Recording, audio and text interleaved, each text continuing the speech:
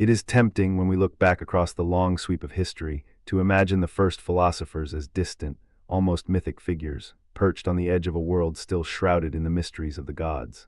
Yet the story of Anaximander, the Milesian thinker who was born around 610 BCE, invites us to see him not as a solitary sage perched in a cave, but as a man deeply embedded in the bustling, sea-sprayed streets of Miletus, a city whose very geography seemed to demand a new kind of thought. Miletus, perched on the western coast of Anatolia, was at that time a thriving hub of commerce and culture. Its harbors welcomed ships from the Aegean, from the Black Sea, and even from the distant lands of Egypt and Babylon. Merchants brought not only spices and textiles, but also stories, maps, and the latest astronomical observations from far-off kingdoms.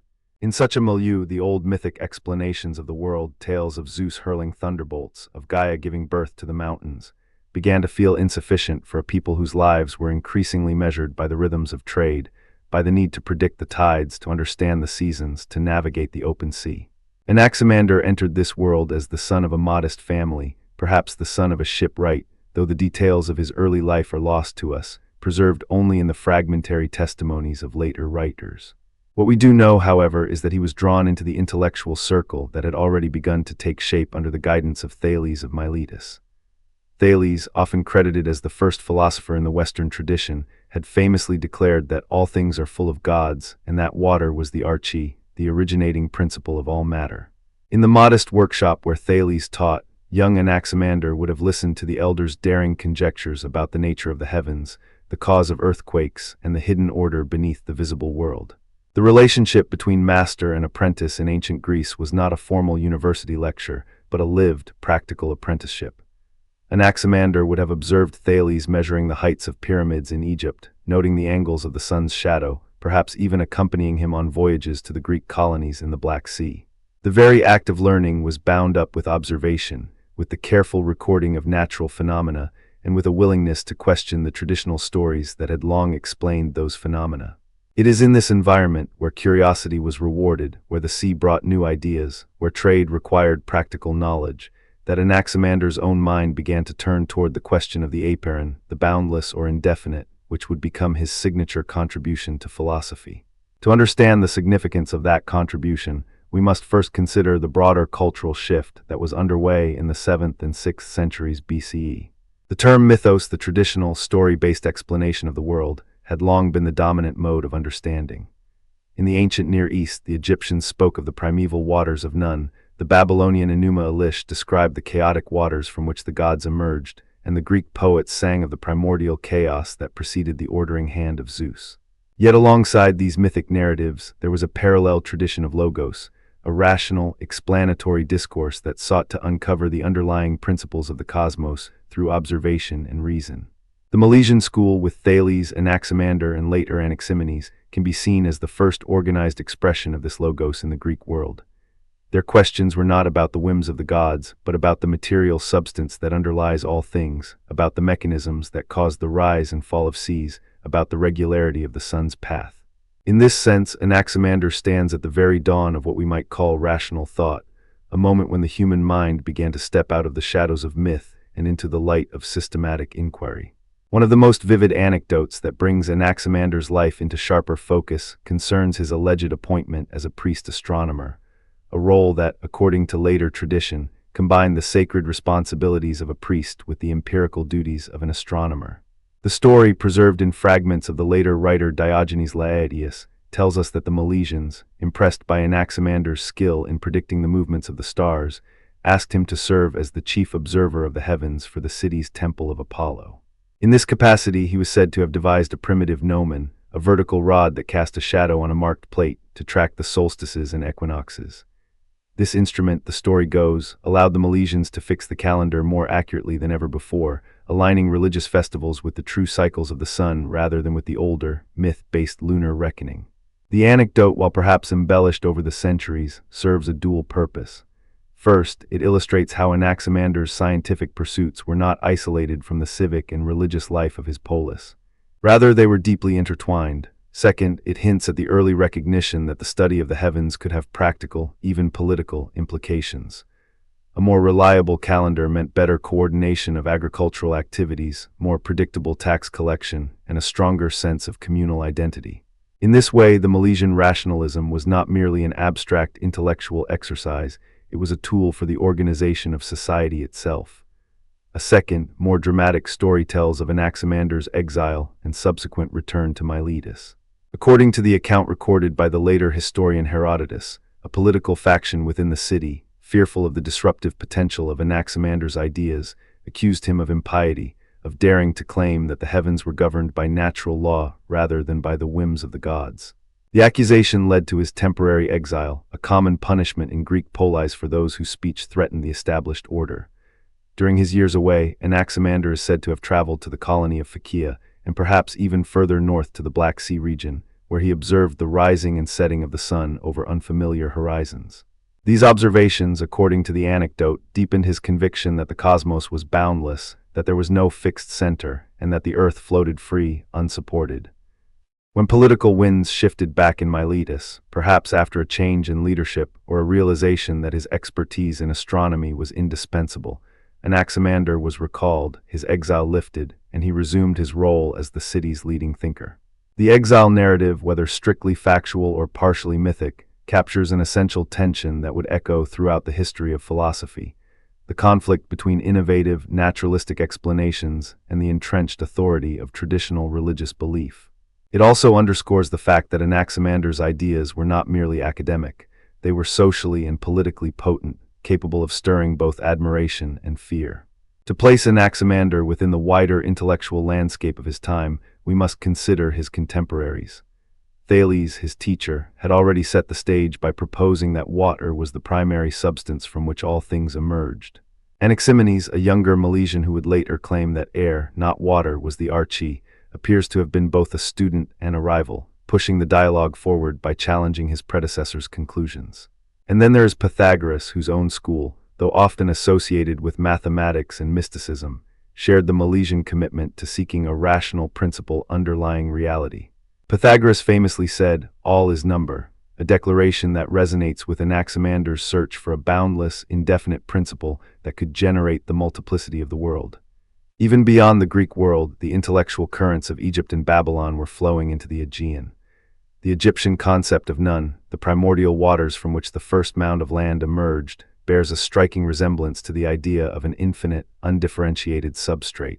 The Babylonian Enuma Elish describes a chaotic watery abyss that precedes the ordering acts of the gods. While the Milesians did not adopt the mythic language of these cultures, they were certainly aware of the cosmological models that their trading partners brought to the port of Miletus. The shift from mythos to logos can thus be seen not as an abrupt break, but as a gradual transformation, a dialogue between the old stories and the new observations that the Greeks were beginning to make. Anaximander's most famous contribution, the notion of the apeiron, is often rendered in English as the boundless or the indefinite. In the surviving fragment he writes, "The indefinite apeiron is the source of all things, for it is the cause of the heavens and the worlds and the source of the worlds of the gods." The Greek term itself carries a sense of something without limits, without a determinate quality, something that cannot be reduced to any of the familiar elements like water, air, or fire. This was a radical move. Rather than identifying a concrete substance as the origin, Anaximander posited a principle that was, by definition, beyond the grasp of ordinary perception. Why would a thinker grounded in observation turn to such an abstract concept? One answer lies in his attempt to explain the apparent opposites of the world, hot and cold, wet and dry, night and day, without privileging one over the other. If water were the arche, as Thales suggested, then how could fire arise?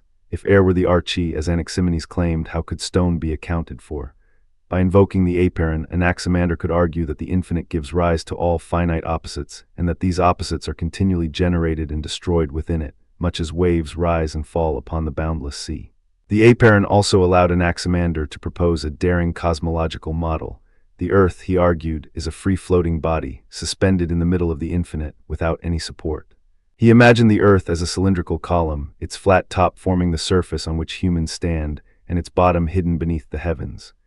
This model, while clearly at odds with later Aristotelian physics, represented a profound break from mythic explanations that placed the Earth on the back of a giant turtle or atop the shoulders of a deity. In Anaximander's view, the Earth's equilibrium was maintained not by divine intervention, but by the balance of the infinite forces that surround it. It is important to note that Anaximander's ideas did not go unchallenged, even in antiquity. Herodotus, the father of history, offers a skeptical commentary that reflects a broader Greek ambivalence toward the claims of the Milesian rationalists. In his histories, Herodotus recounts a conversation in which a Lydian merchant, hearing of Anaximander's assertion that the earth floats unsupported, asks, if the earth is unsupported, why does it not fall? Herodotus then records his own response, noting that the Milesians, though they have many clever notions, are still bound by the common sense of the people. For they cannot persuade the masses that the earth is a free-floating body. This passage, while brief, captures a fundamental counter-argument.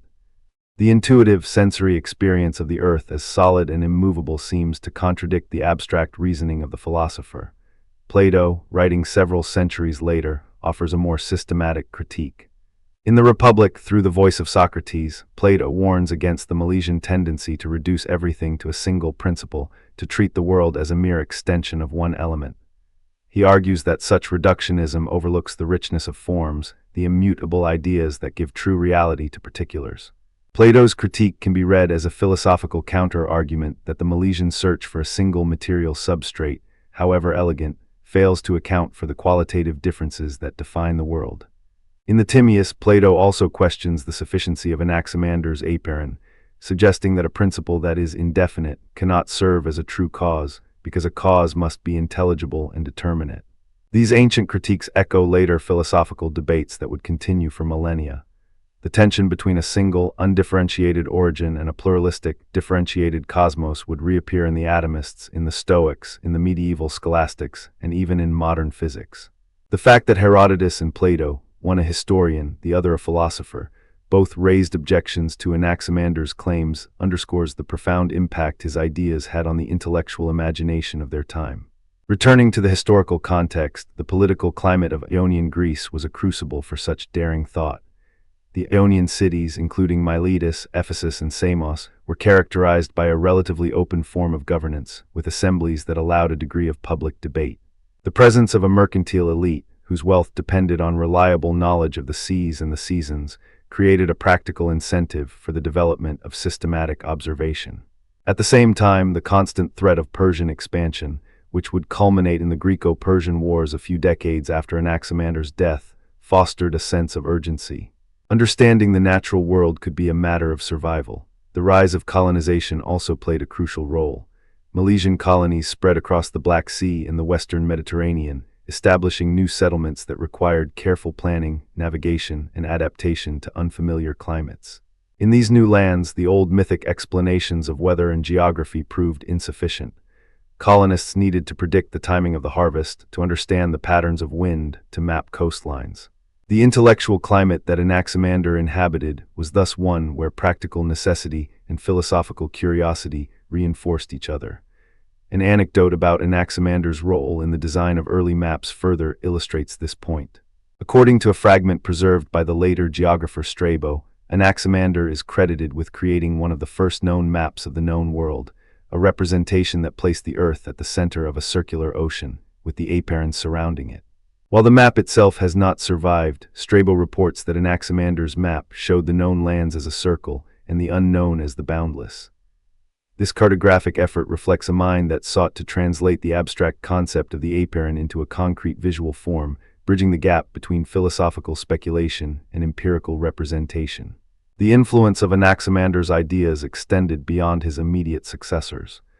Anaximenes, who proposed that air was the primary substance, can be seen as both a continuation and a reaction to the apeiron. By identifying a more tangible element, Anaximenes attempted to address the criticism that an indefinite principle was too vague to serve as a cause. Yet he retained the central Milesian conviction that a single principle could generate the multiplicity of the cosmos. Later, the atomists Leucippus and Democritus would reject the apeiron altogether, positing instead an infinite number of indivisible particles moving in the void. In this way, Anaximander's daring hypothesis opened a conceptual space that allowed later thinkers to explore both the extremes of infinite continuity and discrete plurality. The broader shift from mythos to logos that Anaximander exemplifies can also be traced in the Egyptian and Babylonian traditions. In Egypt, priests of the Temple of Heliopolis recorded astronomical observations on temple walls, noting the heliacal rising of Sirius as a marker for the flooding of the Nile. Their records, while steeped in religious significance, also constitute a systematic attempt to understand natural cycles. In Babylon, the astronomers of the Enuma, Anu, and Lil compiled omens based on the positions of planets, creating a proto-scientific corpus that linked celestial phenomena to terrestrial events. The Greeks, through their contact with these cultures, inherited a legacy of careful observation, but they transformed it by stripping away the explicitly divine causality and replacing it with rational explanation. Anaximander stands at the forefront of this transformation, daring to ask, what if the world's regularities arise not from the whims of gods, but from an underlying principle that can be discerned by human reason? Let us pause for a moment and consider the resonance of Anaximander's thought in our own time. When we look at the modern scientific concept of the vacuum, of quantum fields that pervade all of space, we see echoes of the apeiron, an underlying, all-pervasive substrate from which particles and forces emerge.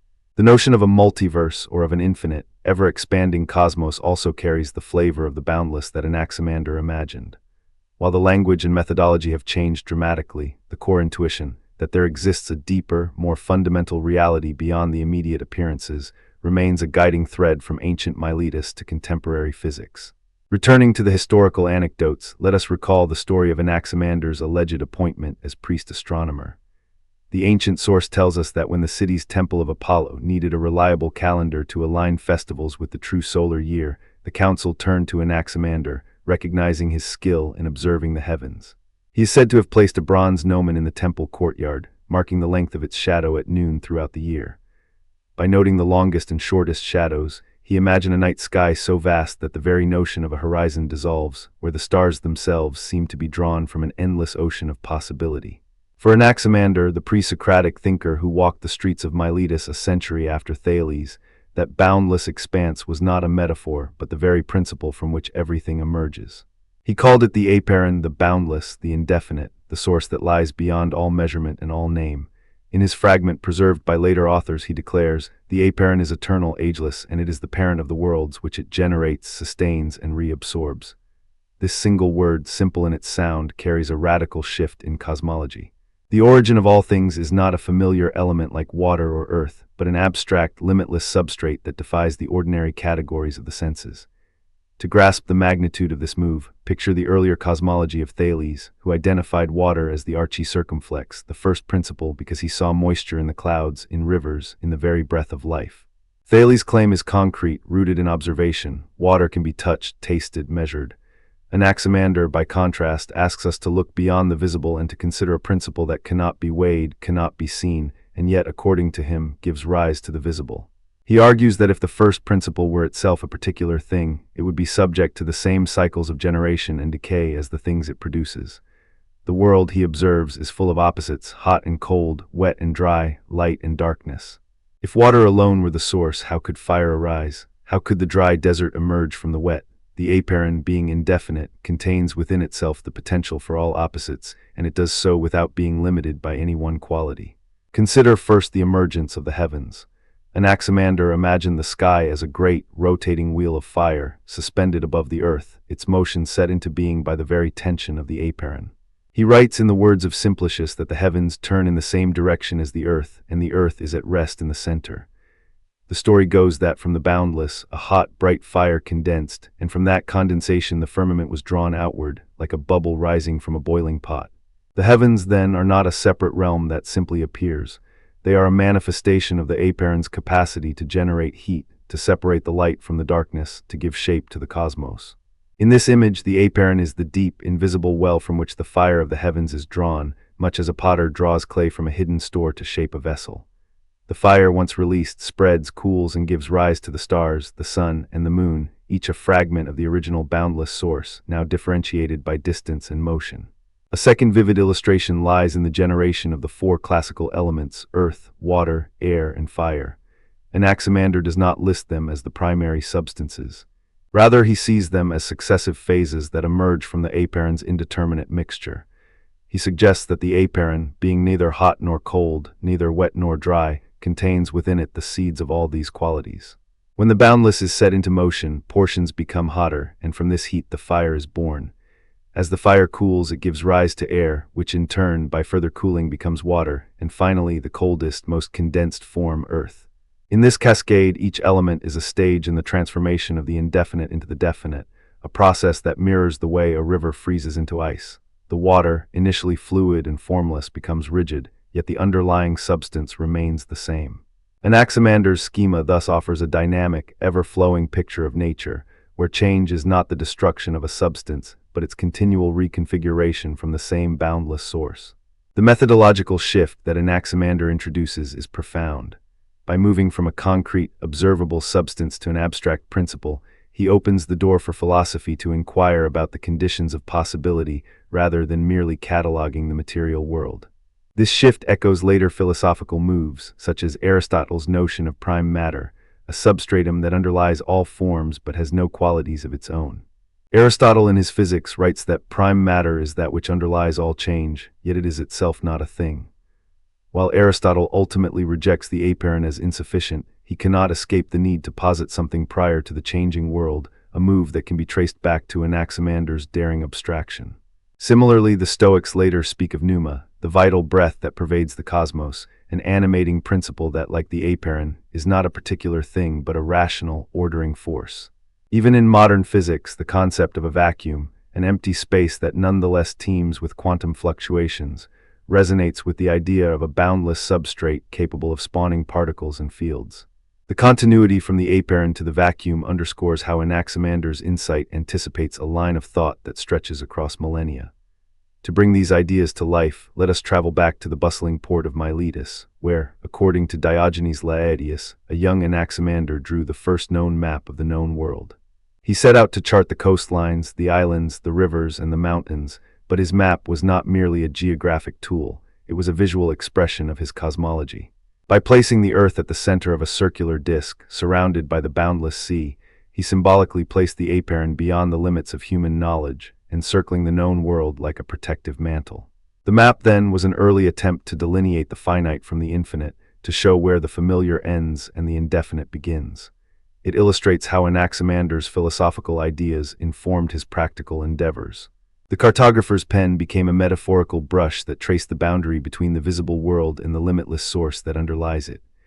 Another anecdote, perhaps more legendary than factual, concerns Anaximander's experiment with a water clock or clepsydra. The story, recounted by later writers, tells of a time when the Greeks were still measuring time by the movement of the sun and the shadows it cast. Anaximander, ever the experimental mind, is said to have placed a vessel of water in a hollowed stone, allowing the water to drip at a steady rate, thereby marking the passage of hours. In doing so, he turned the boundless flow of water, another manifestation of the indefinite, into a measurable, regular interval. The water clock thus becomes an illustration of how the apeiron, though infinite in principle, can be harnessed to produce regularity and order in human affairs. It also demonstrates Anaximander's willingness to test his ideas against the world, to let the boundless be tamed, if only for a moment, by the precision of a measured drip. Yet not everyone was convinced that the apeiron could explain the world's continual change. Aristotle, a towering figure in the history of philosophy, raised a pointed objection. He argued that if the apeiron is truly indefinite and lacks any specific qualities, it cannot be the source of the particular qualities we observe.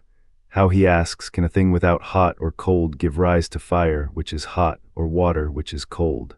Aristotle contends that change requires a cause that possesses the very property it imparts. In his Metaphysics, he writes, "What is in itself without any determinate quality cannot be the cause of any determinate change."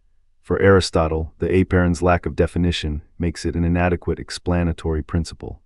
Instead, he turns to the concept of the unmoved mover, a perfect, unchanging source of motion that, unlike the apeiron, is fully defined. Parmenides, the Eleatic philosopher, offers a different but equally forceful critique. In his poem, he declares that what is, what is not, is not. From this standpoint, the notion that something could arise from the indefinite, something that is not in any specific sense, seems impossible. If the apeiron is indefinite, then it is, in Parmenides' view, not. Consequently, nothing can truly emerge from it, because nothing comes from nothing. This Eleatic argument attacks the very logical structure of Anaximander's cosmology, suggesting that the transition from the boundless to the bounded violates the principle of non-contradiction. Parmenides' challenge forces later philosophers to grapple with the problem of how the indefinite can give rise to the definite without collapsing into absurdity. In response to these criticisms, defenders of the apeiron have offered analogies that illuminate its plausibility. Picture a potter's wheel turning with a lump of clay. The clay, before it is shaped, is formless, indefinite in its potential. Yet the potter can, by applying pressure and motion, coax the clay into a vase, a bowl, or a jar. The original lump contains within it the potential for all these forms, even though it is not yet any one of them. The apeiron functions similarly. It is the raw, undifferentiated substrate that, when set into motion by the cosmic potter, yields the multiplicity of forms we observe. Another analogy comes from the modern concept of a cloud of gas in space. A nebula, a diffuse collection of particles, appears for the casual observer as an indistinct, featureless haze. Yet within that haze, regions of higher density begin to collapse under gravity, igniting nuclear fusion and giving birth to stars. The nebula's indeterminate nature does not prevent it from generating the very ordered, luminous bodies that populate the night sky.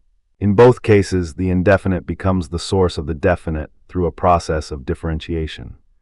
Returning to Anaximander's own words, the fragment preserved by Simplicius reads, "From the apeiron the heavens were produced, and the earth and the rest of the world." He goes on to explain that the apeiron surrounds all things and is the source of the generation of all things and the destruction of them. This dual role of creation and destruction is crucial. The apeiron is not a static backdrop, it is a dynamic engine that both brings forth and reabsorbs the cosmos. When a fire burns out, its ashes return to the earth, and when a flood recedes, the water evaporates and rises again. In Anaximander's view, the world is a perpetual cycle of emergence from and return to the boundless, an endless dance that mirrors the rhythmic breathing of a living organism. The influence of this radical cosmology can be traced through the ages.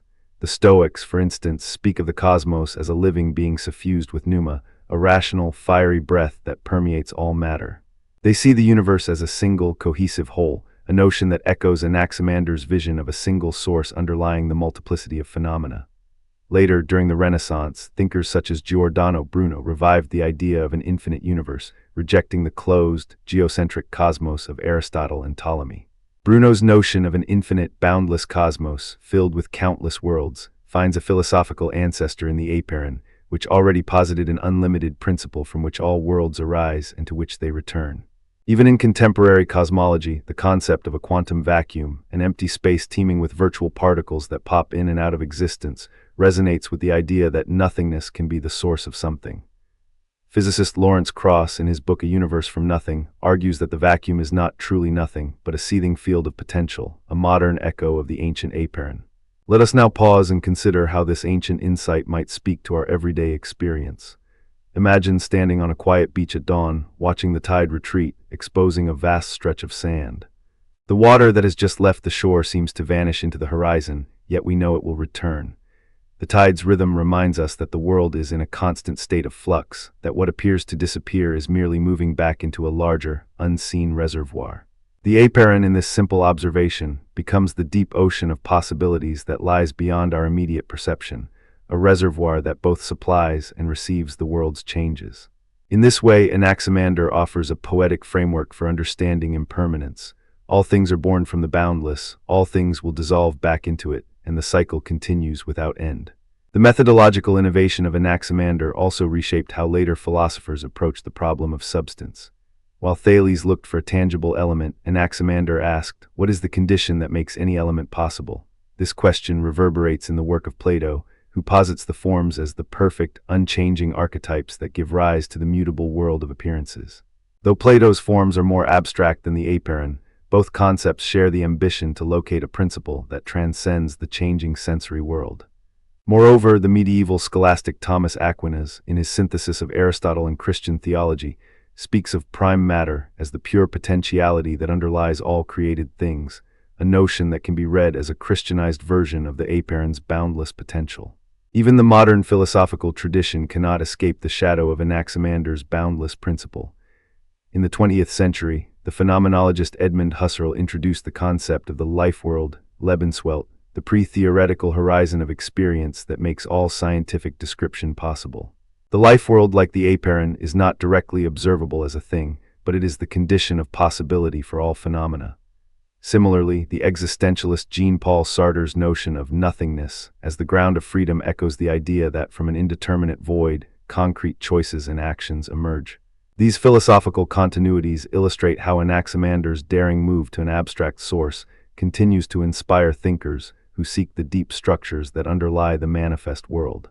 Returning to the two vivid examples, let us revisit the heaven's emergence.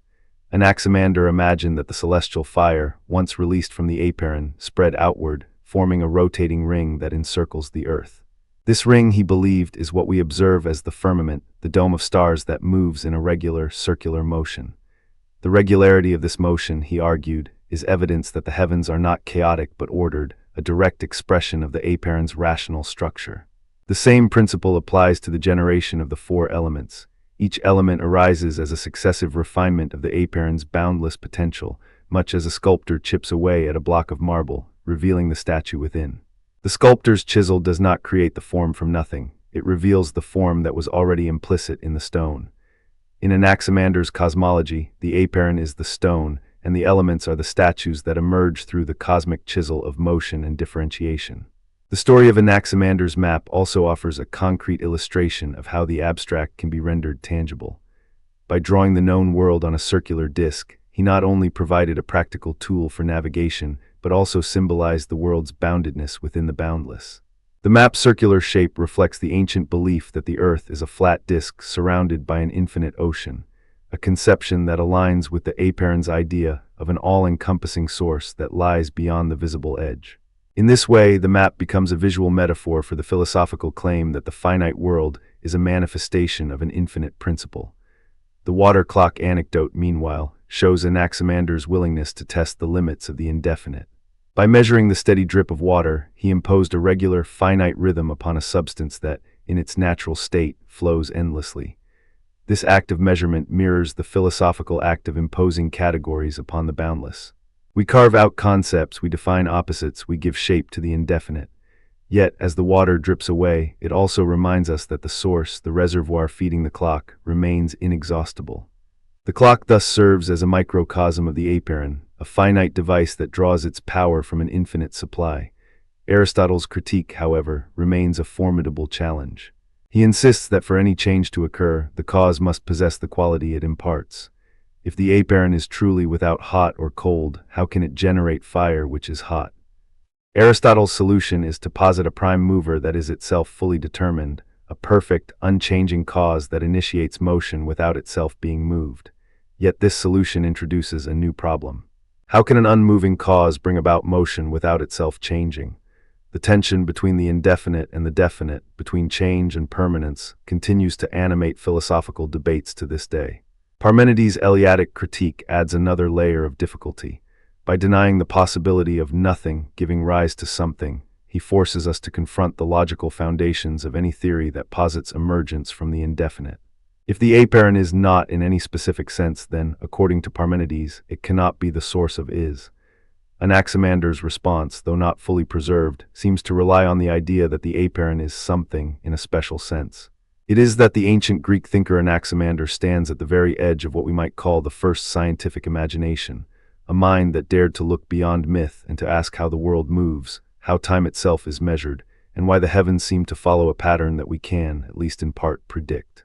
Imagine a quiet hill on the coast of Miletus, the sea breathing in the background, the sun low on the horizon, and a young Anaximander, eyes fixed on the sky, listening to the distant rumble of an earthquake. In that moment he was not merely hearing a natural event, he was hearing a question: what makes the earth shake, and what does that shaking tell us about the deeper order of things? Anaximander's answer to that question begins with his most famous concept, the apeiron, the boundless, the indefinite, the source of all that exists.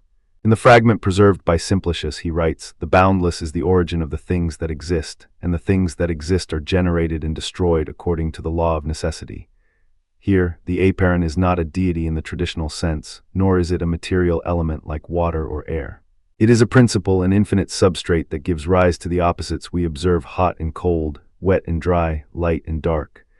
The motion of the cosmos, for Anaximander, is the continual separation and recombination of these opposites, a process that can be thought of as a kind of cosmic breathing. When we speak of motion in Anaximander's framework, we are not merely describing the movement of stones across the ground or the slow drift of the stars. We are describing the very act of differentiation itself. He imagined that the apeiron, being infinite and indeterminate, produced the first opposites in a kind of spontaneous separation. The hot moved away from the cold, the wet from the dry, and this initial divergence set the stage for everything that follows. In his own words, from the apeiron the opposites arise, and from the opposites the world is formed. This notion of motion as a process of separation anticipates later philosophical ideas about flux, especially in Heraclitus, who famously declared that everything flows and that one cannot step into the same river twice. Both thinkers see change not as a series of isolated events, but as an ongoing, dynamic unfolding of the whole. Anaximander also offered a strikingly original account of time.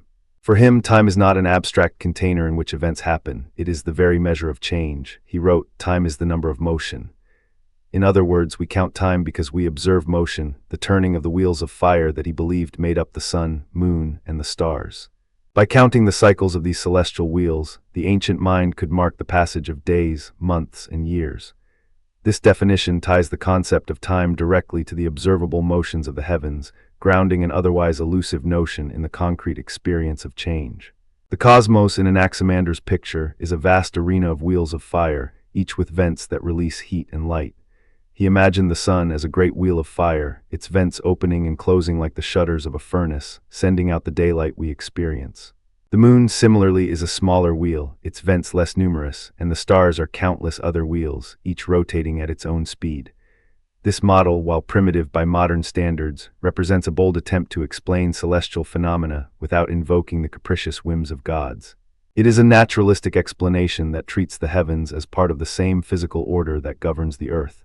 Consider the way Anaximander explained earthquakes. When the ground trembles, he did not attribute the shaking to the anger of Zeus or the wrath of some unseen spirit. Instead, he saw the apeiron itself as a restless, boundless force that occasionally pushes against the earth, causing it to shake. In his view, the earth is a free-floating body, unsupported by anything else, much like a ship adrift on a calm sea. The ancient fragment tells us the earth is supported by nothing, it is suspended in the air. When the apeiron exerts pressure, the earth responds with a tremor.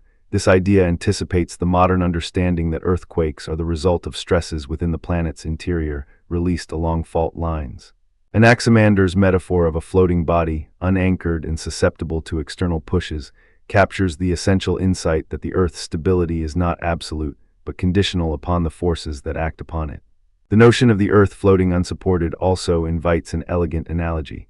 Picture a small wooden disc placed gently on the surface of a pond. The disc does not sink because the water's surface tension holds it aloft.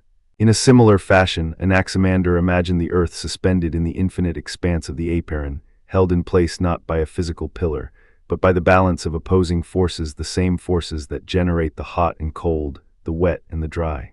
This image, while not scientifically accurate, conveys a deep intuition that the Earth's position is the result of a dynamic equilibrium, a balance of pressures that prevents it from falling or rising. An anecdote from antiquity illustrates how Anaximander's ideas were received by his contemporaries. The story goes that his younger colleague, Anaximenes, challenged him in the agora, arguing that air alone could account for the diversity of the world. Anaximenes claimed that by rarefying and condensing air, one could obtain fire, wind, cloud, water, and earth, a more straightforward material explanation than the abstract apeiron. Anaximander, according to the account, responded not with a dismissive retort but with a thoughtful pause, pointing to the night sky and saying, "If air alone were the source, why does the Milky Way appear as a cloud of fire?" Stretched across the heavens, he was invoking his own observation of the Milky Way as a luminous veil, an early astronomical observation that suggested a more complex, perhaps infinite, underlying principle. This debate highlights a crucial point. Anaximander's apeiron was not simply a placeholder for ignorance. It was a deliberate philosophical move to capture the indeterminate and boundless nature of the cosmos, something that a single element like air could not fully explain. The Milky Way anecdote also serves as a bridge to later philosophical developments. Empedocles, centuries later, would propose four roots: earth, air, fire, water, that combine and separate under the influence of love and strife. While Empedocles returned to tangible elements, his inclusion of fire as a distinct principle resonates with Anaximander's fire wheels, suggesting a lingering influence of the idea that the heavens are composed of luminous, dynamic substances. Moreover, the notion of a cloud of fire anticipates the modern understanding of our galaxy as a vast collection of stars, each a furnace of nuclear fusion, whose combined light creates the milky band we see on a clear night. In this way, Anaximander's poetic description foreshadows a scientific insight that would not be formalized until the age of telescopes and spectroscopy. Turning back to motion, Anaximander's idea of separation can be seen as an early articulation of what we now call field theory. In modern physics, fields such as electromagnetic or gravitational fields permeate space, and particles arise as excitations or disturbances within those fields.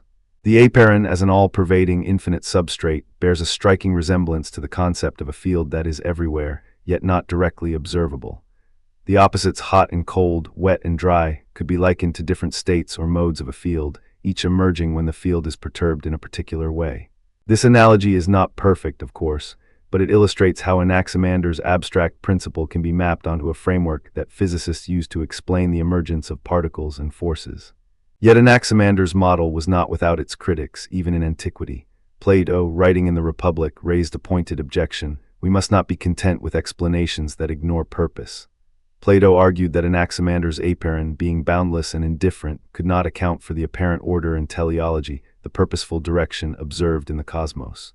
For Plato, the world's regularities, such as the predictable paths of the stars, implied a guiding intelligence, a divine craftsman shaping the universe for a purpose.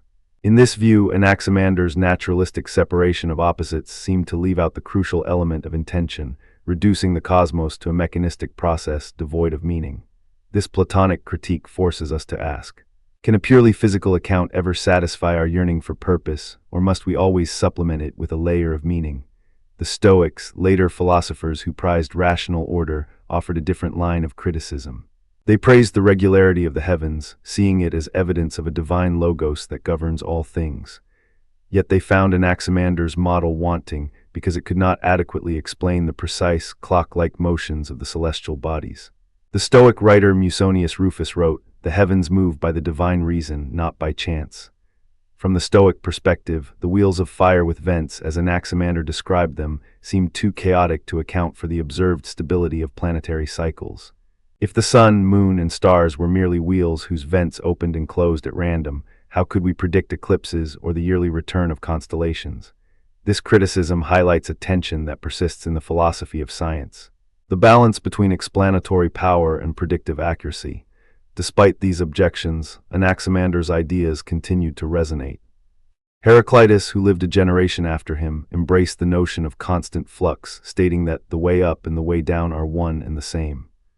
While Heraclitus focused on the ever-changing river of becoming, he shared with Anaximander the conviction that reality is not static, but is generated by the tension of opposites. Empedocles, too, built upon the idea that forces, love and strife, cause the mixing and separation of the four roots, a clear echo of Anaximander's separation of hot and cold, wet and dry. Even the Epicurean atomists, who reduced everything to indivisible particles moving in the void, retained the notion of an underlying substrate, the void itself, that allowed for motion, a concept not entirely unlike the apeiron's role as the limitless medium in which change occurs.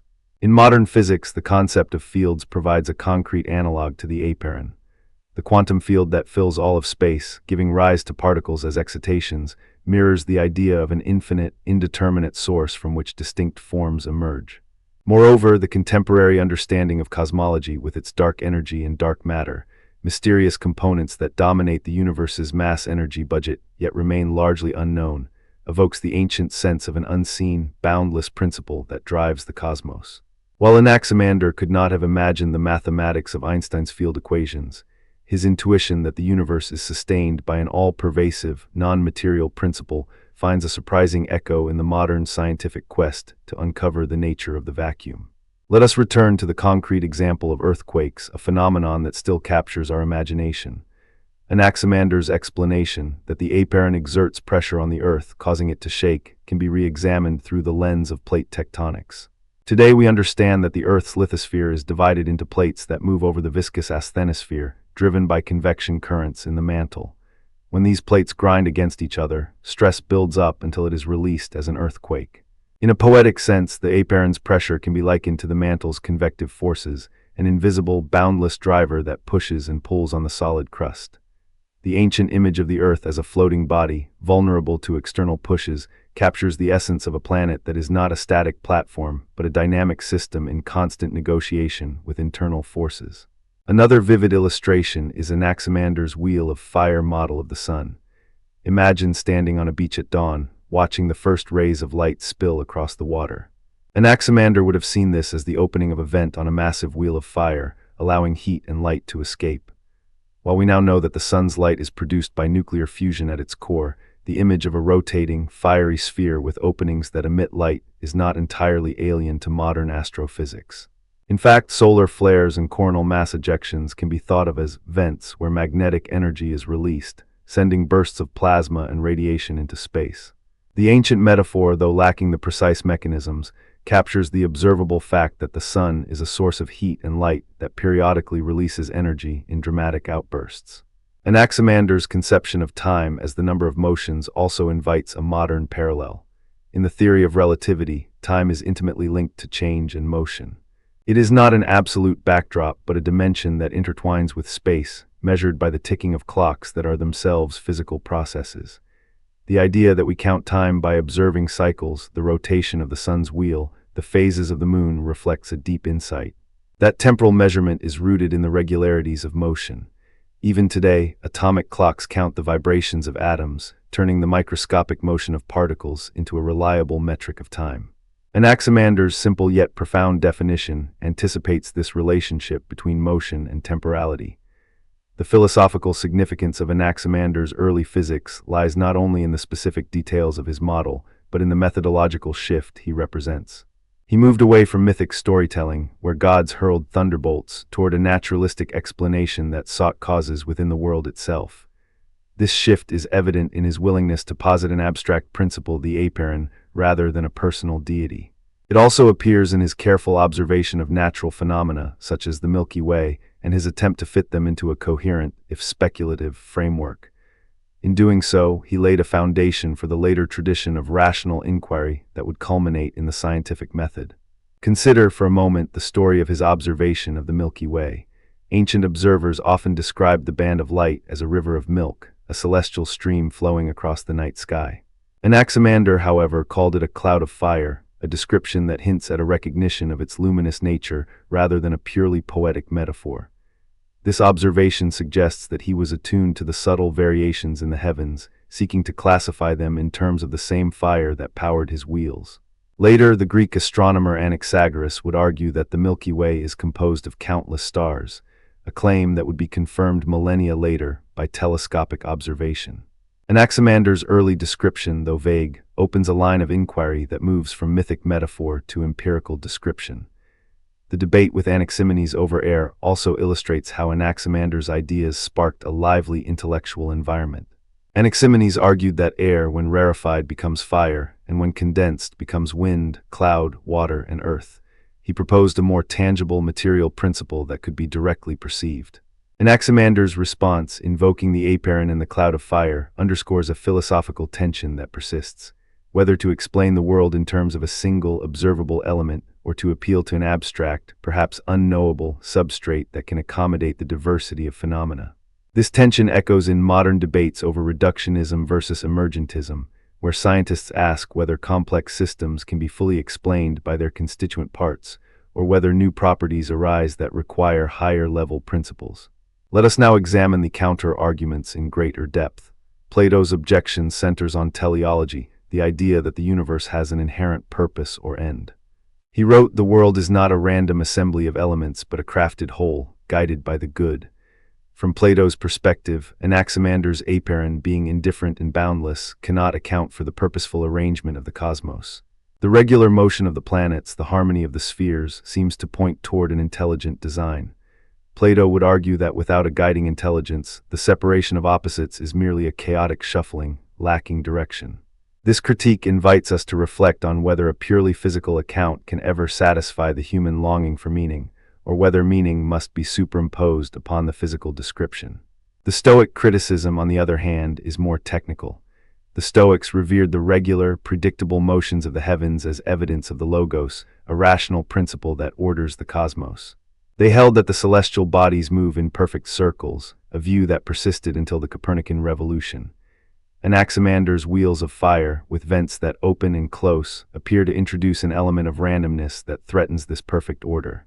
The Stoic philosopher Cleans wrote, "The stars move according to a divine reason, not by the caprice of fire." For the Stoics, any model that cannot account for the precise periodicity of celestial events fails to capture the essential rationality of the universe.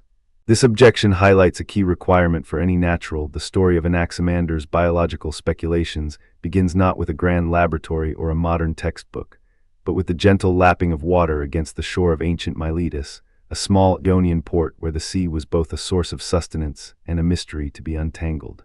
Imagine a young Anaximander standing on a pebble-cobbled dock, watching the tide rise and fall, feeling the cool spray on his face, and wondering how the world that teemed beneath those waves could have given rise to the human mind that now ponders it.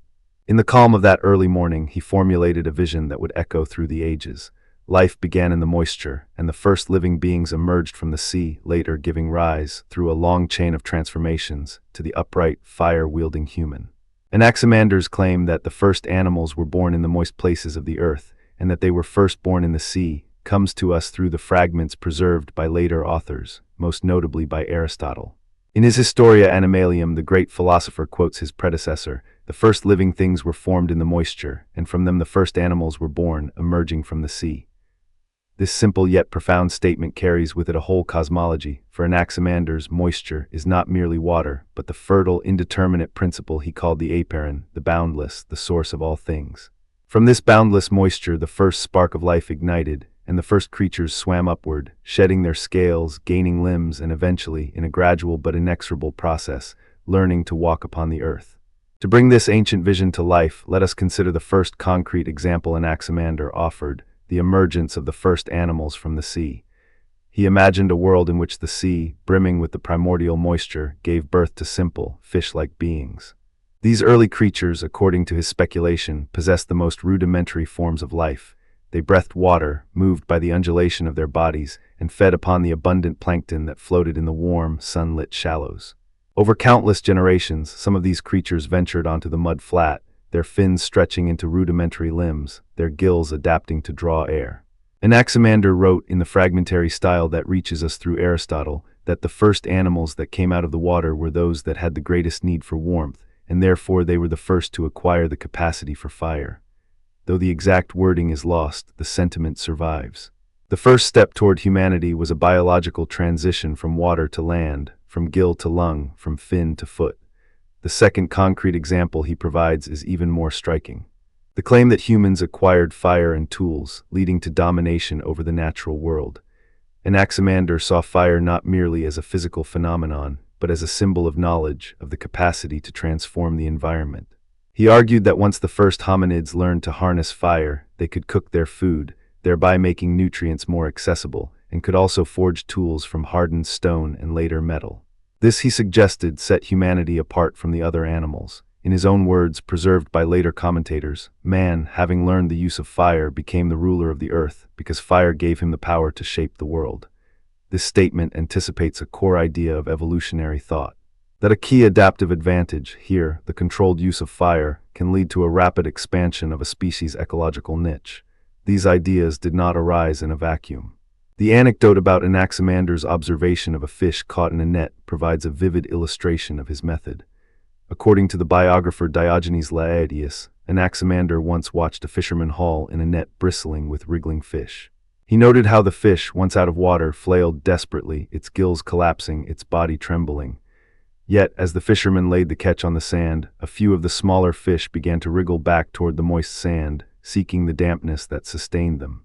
Anaximander seized upon this moment, proclaiming that the very struggle of the fish to return to moisture shows the essential bond between life and water. This simple observation, turned into philosophical insight, illustrates how Anaximander used everyday phenomena to infer larger principles about the origins of life. Another anecdote, perhaps apocryphal but nonetheless telling, concerns the young son of Thales, the older Milesian who had taught Anaximander the art of rational inquiry. The story goes that Anaximander, while walking through the agora, encountered the boy, who was fascinated by a lizard basking in the sun. The philosopher knelt beside the child and explained, "Observe how the lizard, though a creature of the earth, seeks the warmth of the sun, just as the fish seeks the coolness of the sea." Each creature adapts to the conditions that sustain it, and in doing so, each contributes to the great chain of life. He used this moment to illustrate his belief that adaptation is the engine of change, a notion that would later be echoed in the concept of the scala naturae, the great chain of being formulated by Aristotle. The young Thales' son, hearing this, would later become a patron of early natural philosophy, ensuring that Anaximander's ideas continued to circulate among the intellectual circles of the time. To understand the significance of Anaximander's biological speculations, we must place them alongside the broader currents of ancient thought. Aristotle, writing several centuries later, would develop the scala naturae, a hierarchical ordering of living things from the simplest to the most complex, culminating in humanity. While Aristotle's ladder is static, Anaximander's vision is dynamic. Life begins in the moisture, and through a series of transformations, climbs upward. In this sense, Anaximander can be seen as a precursor to the idea of progressive development, a notion that would later be refined by the Roman poet Lucretius. In his De Rerum Natura, Lucretius writes, "From the smallest seed of the earth, through countless generations, the living forms have been formed and reformed." Lucretius' atomistic view, grounded in Epicurean physics, posits that random collisions of atoms give rise to the diversity of life, but he also acknowledges a kind of natural selection, whereby those forms better suited to their environment persist. This bears a striking resemblance to Anaximander's emphasis on adaptation and the role of moisture as a nurturing medium. Yet perhaps the most striking modern echo is found in Charles Darwin's theory of natural selection. Darwin, in The Origin of Species, famously wrote that the struggle for existence and the survival of the fittest shape the tree of life. While Darwin's mechanism is grounded in genetics and population dynamics, the core intuition, that life originates in a simple form and diversifies through adaptation, mirrors Anaximander's early speculation. Indeed, Darwin himself cited the ancient philosophers as part of the intellectual lineage that led to his own work, noting that the Greeks, even in their most primitive stages, were aware of the fact that the forms of life are not immutable, but have been altered by circumstances. In this sense, Anaximander stands as a distant but essential ancestor of evolutionary thought. Of course, no philosophical proposition survives without critique. Aristotle, ever the meticulous empiricist, offered a pointed counter-argument to Anaximander's model. In his History of Animals, Aristotle remarks, "The notion that life emerged from the moisture is attractive, yet it lacks the necessary observational evidence. For the creatures we see now are not born of water in the manner described.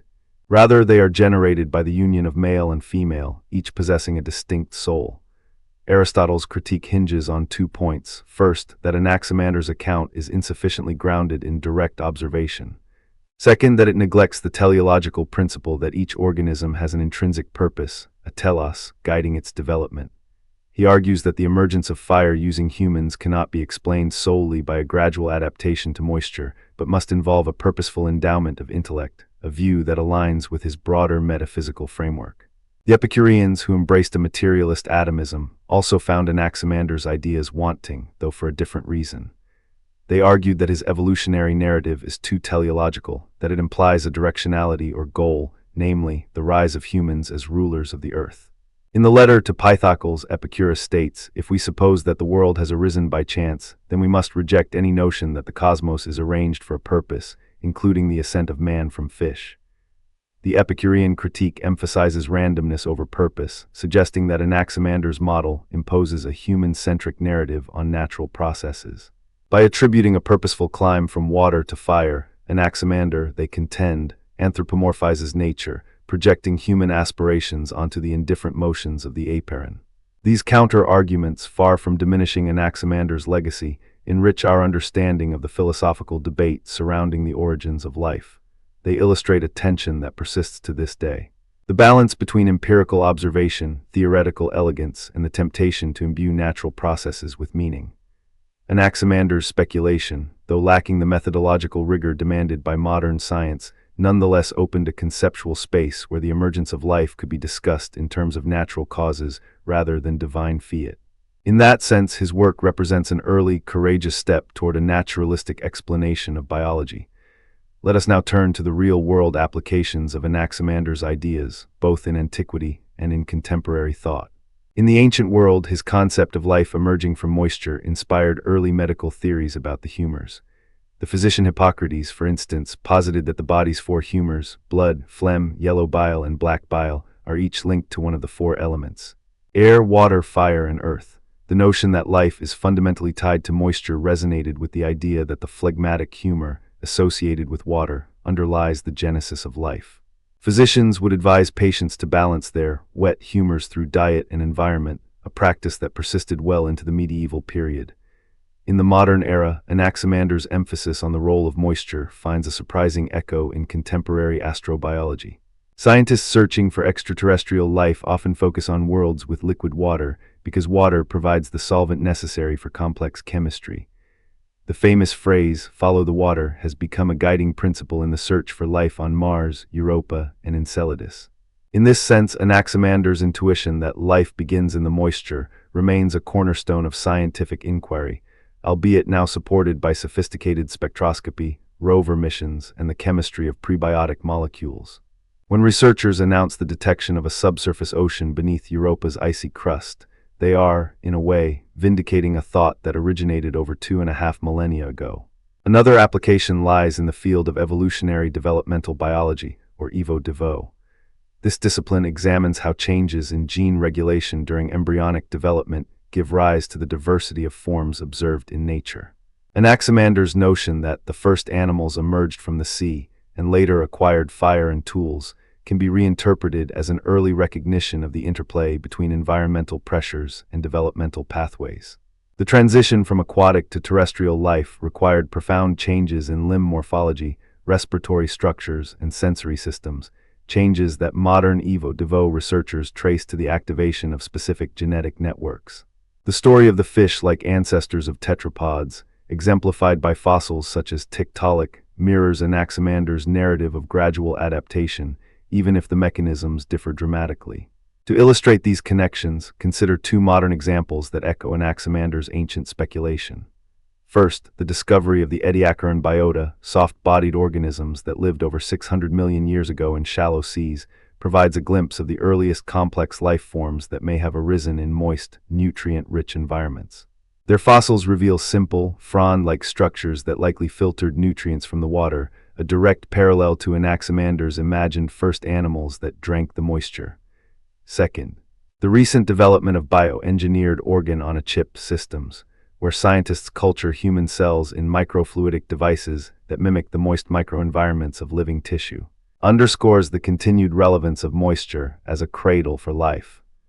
These devices demonstrate that, even in the laboratory, the presence of a controlled aqueous environment is essential for cellular growth and differentiation, confirming the ancient insight that water is the medium of life. Analogies also help us grasp the depth of Anaximander's thought. Imagine a candle flame flickering in a dark room. The flame needs three things to survive: wax as fuel, a wick to draw the fuel, and oxygen to sustain combustion. In Anaximander's framework, the moisture of the primordial sea is the wax, the boundless apeiron is the wick that draws forth life, and the eventual acquisition of fire by humans is the oxygen that allows humanity to burn brighter than any other creature. This analogy captures the interplay of material conditions, moisture, a guiding principle, the boundless source, and a transformative technology, fire, that together produce a new stage of existence. Historical anecdotes further illuminate the texture of Anaximander's influence. One story, recounted by Plutarch, tells of a debate in the Agora where Anaximander challenged the prevailing myth that the gods fashioned animals in their image. He argued that the shapes of the creatures are not the work of a sculptor, but the result of the sea's shaping hand. His interlocutor, a priest of the temple of Apollo, retorted that the gods must have a purpose for each creature. Anaximander's reply, "Purpose follows form, not the other way around," was a bold assertion that natural processes precede divine intention, a stance that would later be echoed in the secular philosophies of the Enlightenment. Another anecdote involves the famous mathematician Pythagoras, who, according to later tradition, visited Anaximander's school to learn about the natural world.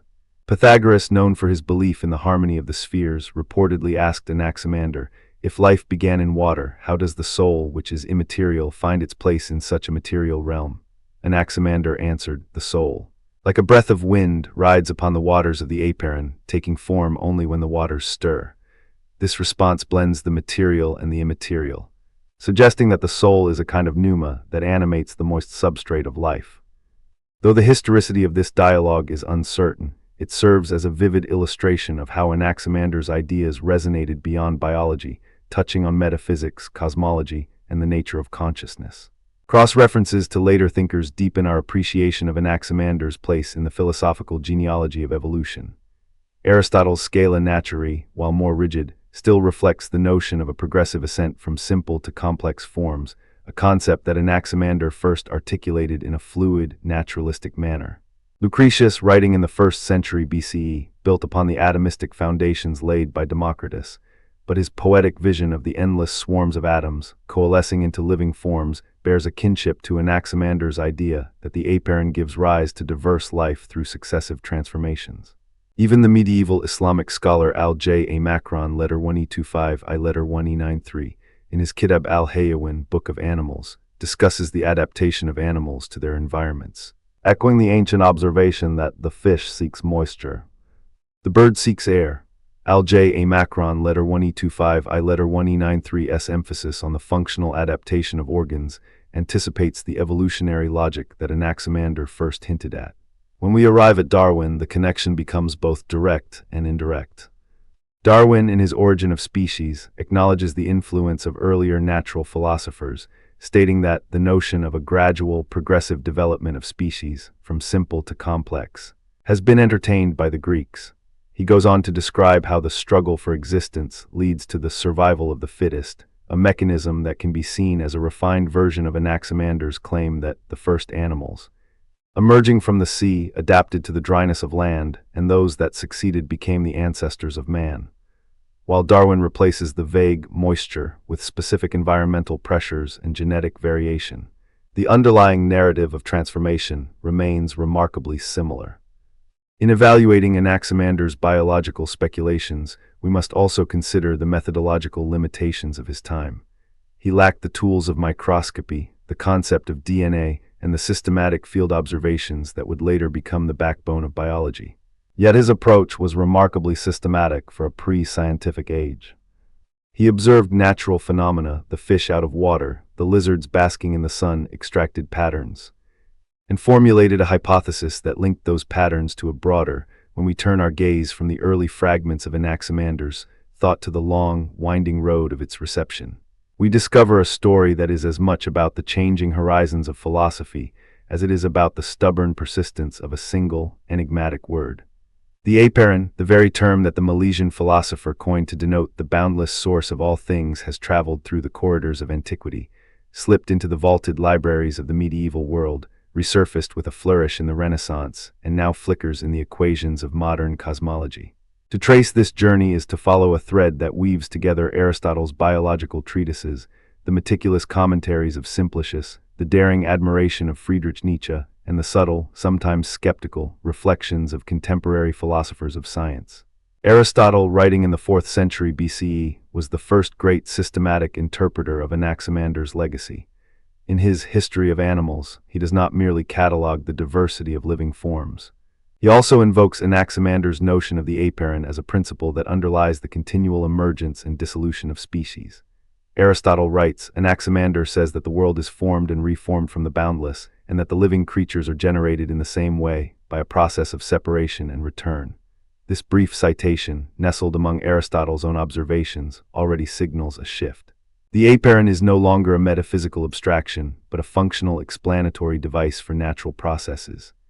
Aristotle's own teleological framework, however, reframes Anaximander's boundlessness within a purposive order, suggesting that the apeiron serves as a kind of primordial material from which nature fashions its teleological ends. In this early reception, we see the first instance of a philosopher taking Anaximander's daring speculation and attempting to integrate it into a broader systematic theory. The Hellenistic period deepened this engagement, particularly through the work of the Neoplatonist commentator Simplicius of Cilicia. Living in the 6th century CE, Simplicius was tasked with preserving, explicating, and sometimes defending the fragments of pre-Socratic thought that had survived the ravages of time. One of the most vivid anecdotes from his commentaries concerns his reconstruction of the apeiron as an infinite, indeterminate substance that is simultaneously the source and the sink of all becoming. Simplicus writes, the apeiron, as Anaximander says, is not a thing, but a principle, an indefinite that is beyond all determinations. It is the cause of the opposites, and yet it remains untouched by the very oppositions it generates. In his commentary on Aristotle's Physics, Simplicius goes further, describing a scene in which he imagines Anaximander standing on the shore of a boundless sea, his eyes fixed on the horizon that never recedes. He tells his readers, imagine the philosopher, his mind as a ship, sailing into the endless, seeking the source of all that is, yet never arriving at a final port, for the sea itself is the source. This vivid image, though metaphorical, captures the intellectual daring that Simplicius admired and sought to preserve. It also illustrates how the medieval commentator transformed the abstract apeiron into a concrete, almost visualizable, principle that could be discussed alongside the more familiar elements of earth, fire, air, and water. Simplicius's reconstruction did not merely preserve Anaximander, it also shaped the way later medieval scholars approached the pre-Socratic tradition. In the 13th century, the Islamic philosopher Al-Farabi, often called the second teacher after Aristotle, engaged with the notion of the infinite in his own metaphysical system, albeit through the lens of Neoplatonic emanation. While Al-Farabi never mentions the apeiron by name, his concept of the unlimited, Al-Gayer Mu letter 1E25 a D, echoes Anaximander's boundless source. He writes, from the unlimited emanates the limited, and the limited in turn returns to the unlimited. This reciprocal movement mirrors the ancient idea that the apeiron both generates and reabsorbs the cosmos. The resonance of Anaximander's thought, filtered through Simplicius, thus found fertile ground in the medieval Islamic world, where it contributed to a broader discourse on the relationship between the infinite and the finite. When the Renaissance dawned, scholars turned once more to the ancient sources, eager to recover the original voices that had been obscured by centuries of commentary. The humanist Lorenzo Valla, in his critical editions of Aristotle, highlighted the fragments of Anaximander, emphasizing the pre-Socratic daring that had set the stage for later scientific inquiry. Valla's notes, though brief, praised the Milesian for daring to posit a principle that was not a deity, not a mythic element, but an indefinite that could be thought of rationally. This admiration found a more dramatic expression in the 19th century German philosopher Friedrich Nietzsche.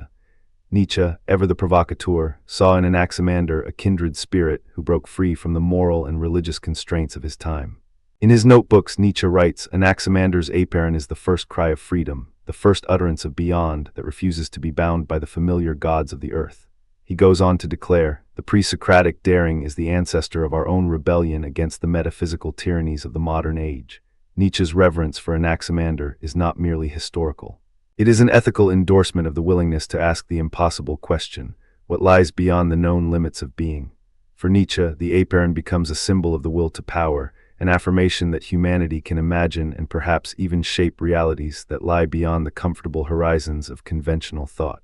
The modern scientific imagination has, perhaps unexpectedly, revived the language of the apeiron in a new guise.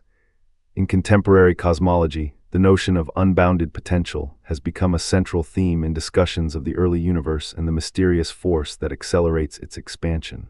The discovery of dark energy in the late 20th century introduced a term that, in many ways, functions as a modern apeiron, an unseen, pervasive substrate that drives the universe toward an ever more dilute, ever more expansive state.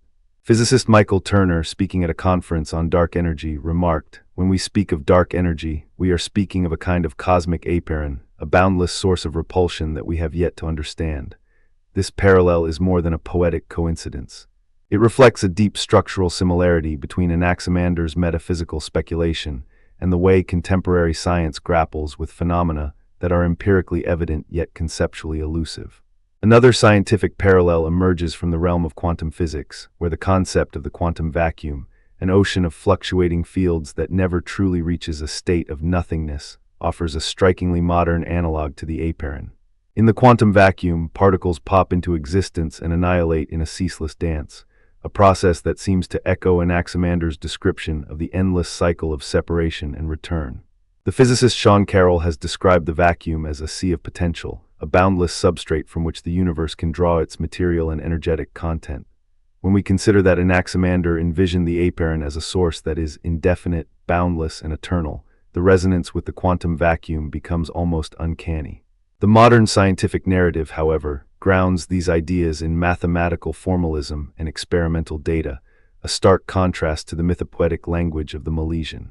These modern reinterpretations have not escaped criticism.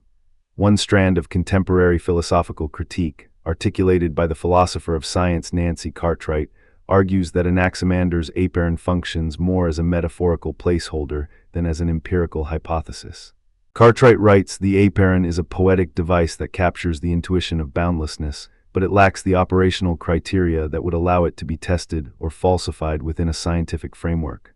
From this perspective, Anaximander's speculation is seen as a valuable historical insight into how early thinkers tried to make sense of the world, but not as a contribution that can be directly incorporated into modern theory.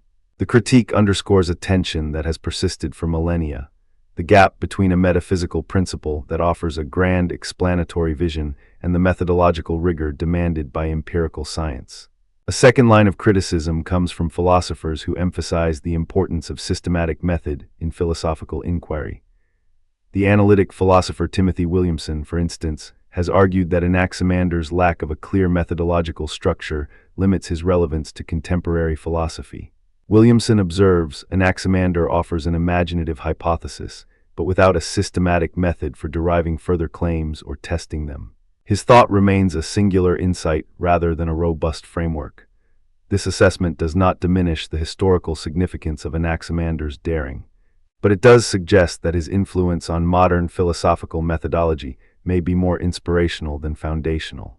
The critique invites us to ask whether the value of a philosophical idea lies primarily in its capacity to generate further inquiry, or whether the mere act of posing a profound question can be sufficient to secure its place in the canon.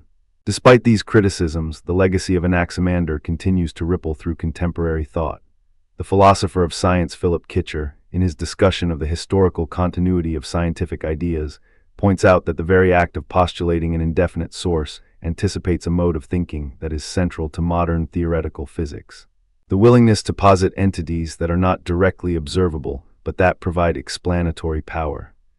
Kitcher writes, Anaximander's apeiron can be read as an early prototype of the theoretical constructs that later become indispensable in physics, such as the Higgs field or the inflaton.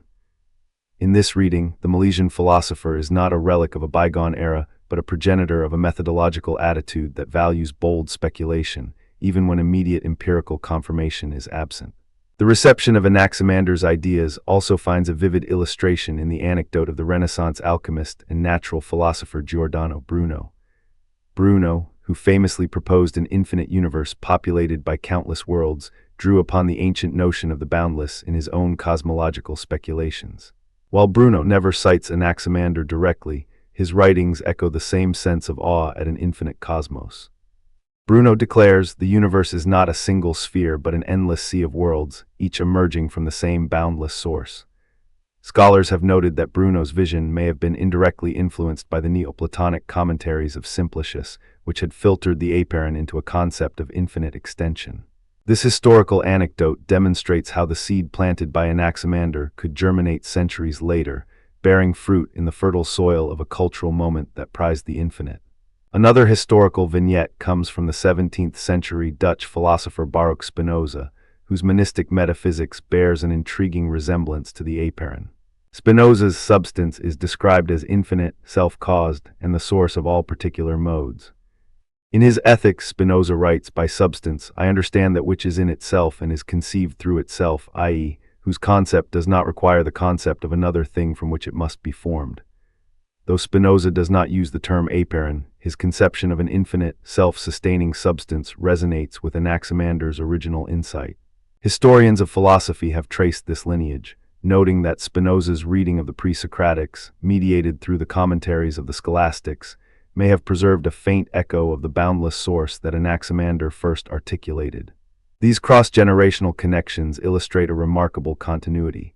From the ancient Milesian shores through the medieval commentaries of Simplicius, the daring admiration of Nietzsche, the cosmological speculation of modern physics, and the philosophical systems of Spinoza and Bruno, the idea of a boundless source persists. It morphs, adapts, and reappears in new guises, but the core question remains the same. What lies beyond the limits of the known, and how can we conceive of that which is infinite without reducing it to the finite?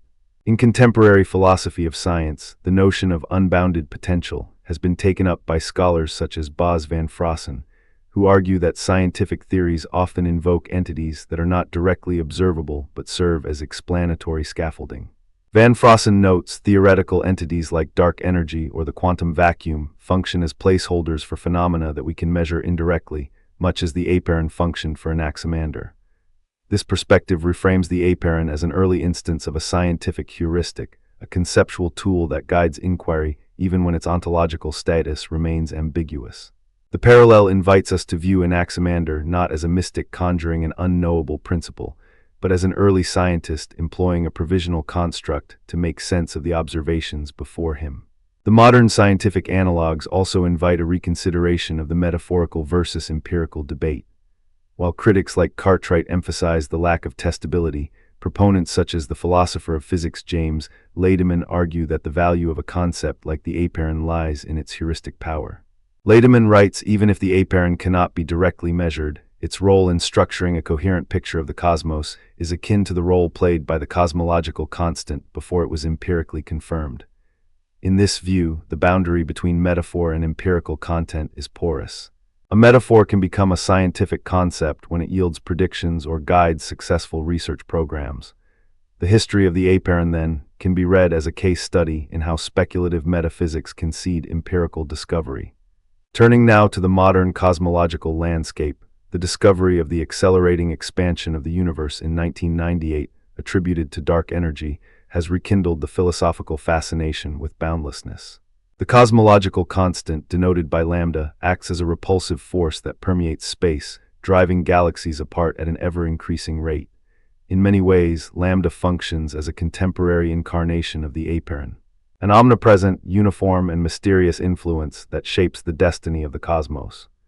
The philosopher of cosmology George Ellis has drawn this parallel explicitly, noting that the dark energy field can be thought of as a modern apeiron, an indefinite source of energy that is not tied to any particular form of matter. This analogy does not claim that Anaximander anticipated the precise mathematics of general relativity, but rather that his intuitive leap toward a boundless, formative principle finds an echo in the way modern science conceptualizes the fabric of spacetime. The quantum vacuum, too, offers a strikingly similar picture. In quantum field theory, the vacuum is not an empty void, but a seething sea of virtual particles that constantly appear and disappear. These fluctuations give rise to observable effects, such as the Casimir force, which can be measured in the laboratory. The vacuum energy, a form of latent potential, can be seen as a modern substrate that mirrors the apeiron's role as the source of all becoming. The physicist Leonard Susskind has described the vacuum as a kind of primordial soup from which particles can emerge, a boundless reservoir of possibility. If we read Anaximander's apeiron through this lens, we see a continuity of thought. The ancient philosopher imagined a boundless, indefinite source, and modern physics has uncovered a physical substrate that behaves in ways that are, at least phenomenologically, reminiscent of that ancient intuition. Yet the modern reinterpretations also raise fresh questions about the nature of metaphysical speculation. Does the identification of dark energy with the apeiron risk anachronism, imposing contemporary scientific categories onto an ancient text? Some scholars caution against such retroactive readings. The historian of science Peter Galison argues, while analogies can illuminate, they can also obscure the historical specificity of concepts. The apeiron was embedded in a cosmology that lacked the mathematical apparatus of modern physics. This reminder underscores the need for a balanced approach, one that respects the originality of Anaximander's insight while appreciating the ways in which his ideas can inspire contemporary thought. The two principal counter-arguments that have emerged in recent scholarly debates sharpen this tension. The first, championed by philosophers of language such as Paul Boghosian, treats the apeiron as a linguistic metaphor that captures the pre-Socratic attempt to articulate the ineffable. Boghosian writes, Anaximander's apeiron is a linguistic move that allows him to speak about the infinite without committing to a concrete ontology. It is a placeholder, a way of saying something beyond our grasp. From this perspective, the apeiron does not demand empirical investigation. It serves a rhetorical function, a bridge between the known and the unknowable. The second counter-argument, advanced by the analytic philosopher Michael Dummett, focuses on methodological rigor. Dummett contends philosophical progress requires a systematic method for moving from premises to conclusions. Anaximander's speculative leap lacks the inferential scaffolding that would render his ideas testable or integrable into a broader epistemic framework. Both critiques converge on a common theme. The challenge of translating a bold, singular insight into a systematic, empirically grounded theory. In response to these criticisms, one might recall the very spirit that Nietzsche celebrated, the willingness to venture beyond the safe harbor of established methodology. Anaximander's daring was not to produce a closed system, but to ask a question that would reverberate through the ages. What is the ultimate source of all change? The answer he offered, an indefinite, boundless principle, was less a final,